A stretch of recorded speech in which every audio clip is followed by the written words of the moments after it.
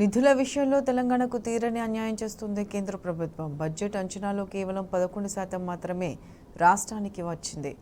కేంద్ర పన్నుల్లో వాటాలు ఇవ్వకుండా ఇబ్బంది పెడుతున్న మోదీ సర్కార్ గ్రాంట్ విషయంలోనూ కక్ష సాధిస్తుంది. తెలంగాణపై కేంద్రం చెబుతున్న వివక్షను కాక్ కూడా తన తాజా నివేదికలో స్పష్టం చేసింది.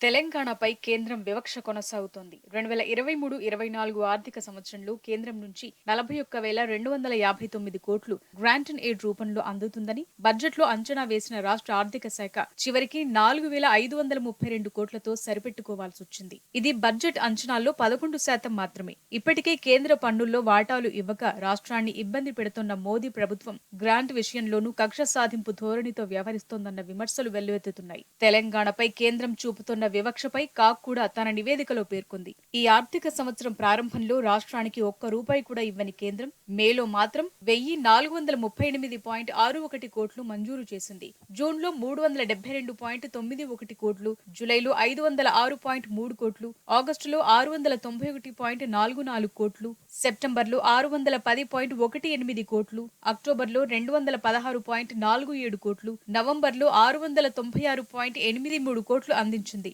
మొదటి 8 నెలల్లో ఒక్కో నెలకు సగటున బడ్జెట్ అంచనాల్లో 1.4% గ్రాంట్ మాత్రమే ఇచ్చింది. ఈ లెక్కన చూసుకుంటే మిగిలిన డిసెంబర్, జనవరి, ఫిబ్రవరి, మార్చి నెలలకు సంబంధించి మొత్తంగా మరో 5-6% మాత్రమే గ్రాంట్ వచ్చే అవకాశం ఉందని ఆర్థిక నిపుణులు చెప్తున్నారు. అదే జరిగితే రాష్ట్ర బడ్జెట్ అంచనాల్లో 18-20% లోపే గ్రాంట్ అండ్ ఎయిడ్ అందే అవకాశం ఉంది.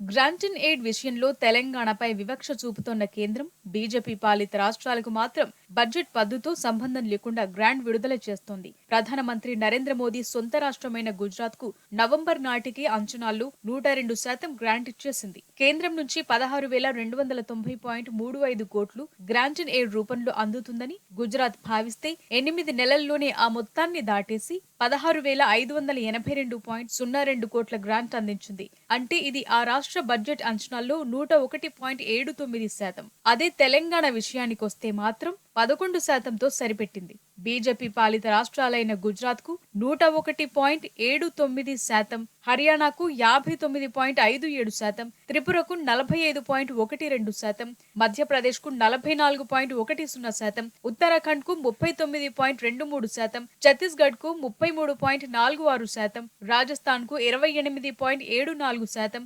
ఉత్తరప్రదేశ్ కు 26.06%, మహారాష్ట్రకు 19.59% గ్రాంట్ ను విడుదల చేసింది. మణిపూర్ ఆగస్టు వరకు, అరుణాచల్ ప్రదేశ్ సెప్టెంబర్ వరకు మాత్రమే రాష్ట్ర ఆర్థిక పరిస్థితిపై కాక్కు వివరాలు సమర్పించాయి. గోవా ఈ ఆర్థిక సంవత్సరంలో ఇప్పటి వరకు ఎటువంటి సమాచారాన్ని కాక్కు సమర్పించలేదు. దేశంలోని మిగిలిన రాష్ట్రాలన్నీ కాక్కు వివరాలు అందించగా ఈ 3 రాష్ట్రాలు మాత్రమే సమయానికి ఎందుకు వివరాలు సమర్పించడం లేదన్నది అంతు చిక్కని ప్రశ్నగా మారింది.